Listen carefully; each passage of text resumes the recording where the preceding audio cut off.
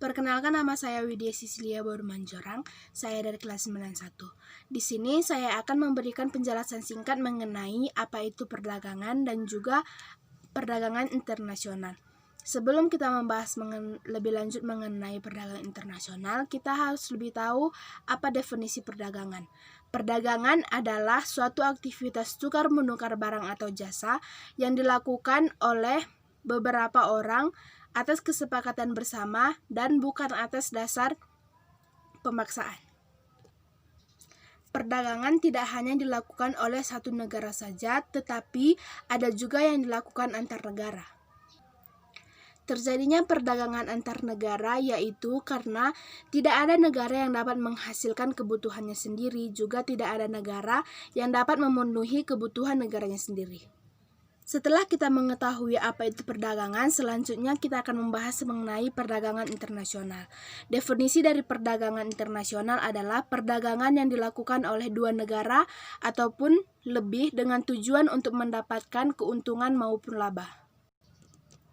Perdagangan terbagi menjadi dua, yaitu perdagangan internasional dan juga perdagangan dalam negeri.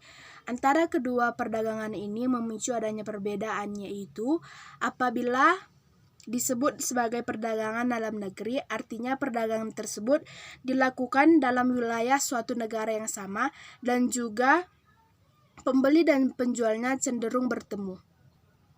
Namun yang dinamakan dengan perdagangan internasional adalah perdagangan yang dilakukan dalam wilayah antar negara dan juga pembeli dan penjualnya tidak dapat berinteraksi secara langsung.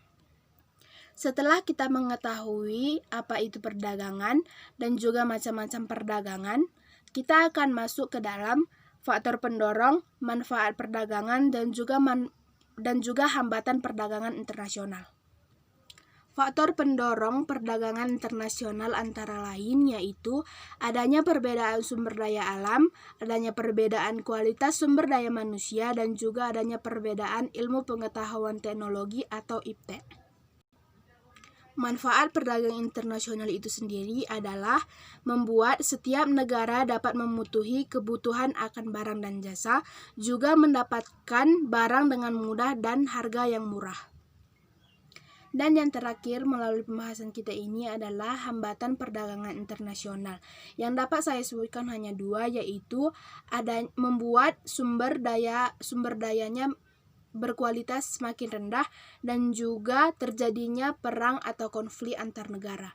Sekian dari pembahasan singkat saya mengenai perdagangan internasional. Terima kasih.